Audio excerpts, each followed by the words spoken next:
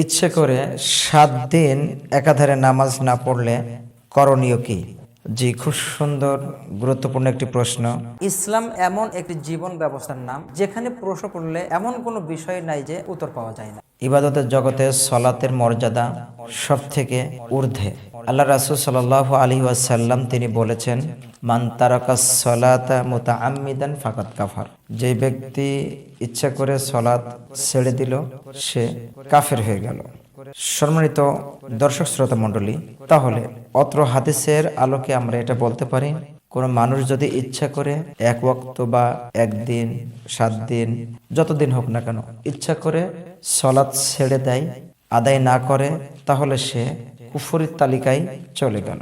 তারকুস সলাত এখানে যে প্রশ্নে উল্লেখ করেছেন, আল্লাহ রাসূল সাল্লাল্লাহু আলাইহি সাল্লাম তিনি বলেছেন, একজন মুমিন আর কাফেরের মধ্যে হচ্ছে পার্থক্য যেই জিনিসে, সেটা হচ্ছে সলাৎ। মুমিন সলাৎ পড়ে, কাফের সলাৎ পড়ে না। মুমিন সলাৎ আদায় করে, কাফের সলাৎ আদায় করে না। তাহলে আপনি যদি সলাৎ আদায় না করেন তাহলে আপনি ওই তালিকায় চলে যাচ্ছেন।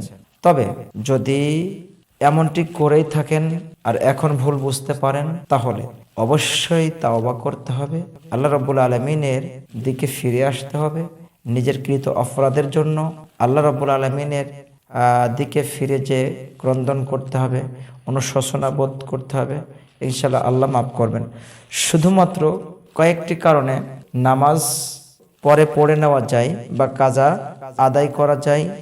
যেমন, এক, যদি কোনো মানুষ ঘুমিয়েছে, এমনভাবে তার ঘুম ধরেছে যে তিনি সলাতের যথাসময়ে উঠতে পারেন নাই, পরবর্তীতে তিনি যখনই উঠবেন তখনই উঠে ওযু করে, যদি সেটা সূর্যোদয়, সূর্য অস্ত এবং দ্বীপ প্রহরের সময় না হয়, তাহলে তিনি সলাত আদায় করে নেবেন। দুই, এমন যে আপনি আসরের সলাত আদায় করেছেন কিনা বা জোহরের সলাত আদায় করেছেন কিনা বা যে ওয়াক্তের সলাতই হোক না কেন আপনি আদায় করেছেন কিনা এটা আপনার স্মরণে নাই, অর্থাৎ ভুলে গিয়েছেন, তাহলে আপনার যখন স্মরণ হবে তখনই সলাত আদায় করে নেবেন। আশা করি উত্তরটি বুঝতে পেরেছেন। তোমরা যা জানো না তা তোমরা জেনে নাও। আল্লাহ সুবহানাহু ওয়া তাআলা এইভাবে বলেছেন, ফাসআলু আহলা যিকরি ইন কুনতুম লা তা'লামুন।